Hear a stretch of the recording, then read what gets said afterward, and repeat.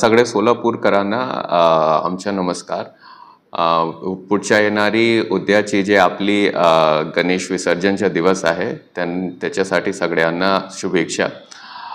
त्यामुळे ते विसर्जनचे याच्यावरून आपण थोडा जे वाहतुकी चे जे नेहमीचे रूट आहे त्याच्यात काही बदल केले आहे ते मी आता सांगतो.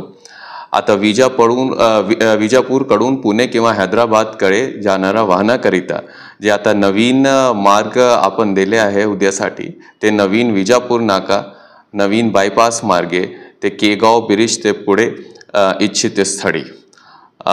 दुसरा हैदराबादकडून पुणे किंवा विजापूरकडे वाहनाकरिता मार्ग नवीन हैदराबाद नाका, जुना हैदराबाद नाका, मार्केट यार्ड, जुना पुणा नाका, केगाव बायपास से पुढे.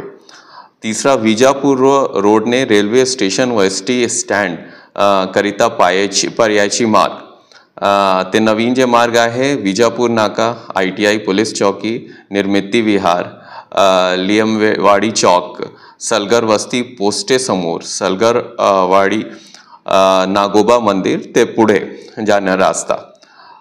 चौथा रेल्वे स्टेशन ते ST स्टँड कडे जाण्याकरिता मार्ग नवीन जे मार्ग आहे रेल्वे स्टेशन, मोदी चौकी, मोदी बोगदा, रामवाडी दवाखाना, नागोबा मंदिर, मिराई चौक, शेटे नगर, बोगदा, निराडे वस्ती ते होटल अम्बॅसडर.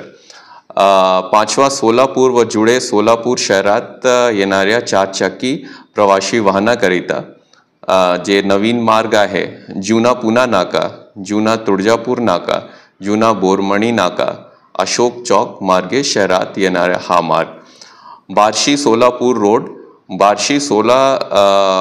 बार्शीकडून येणारे वाहनाकरिता बार्शी रोड टोल नाका, खेड मार्गे, केगाव ब्रिज, पुणा रोड ते इच्छित स्थळी. शेवटी शहरात जड वाहतूक बंदी हे मिळवणूक संपेपर्यंत असेल. सदर बंदीमध्ये मार्केट यार्ड चौक, जुना बोरमणी नाका, शांती चौक, अक्कलकोट रोड हा मार्ग जड वाहतुकीस येण्या जाण्यास चालू राहतील. तो हे मार्ग उद्या आपण याच्यासाठी जे विसर्जनचा दिवस आहे त्याच्यासाठी पर्याय मार्ग काढला आहे. आमच्या सगळे सोलापूरकरिता हा निवेदन आहे की उद्या आपण शांतपणे जे आपलं विसर्जन आहे ते पार पाडा.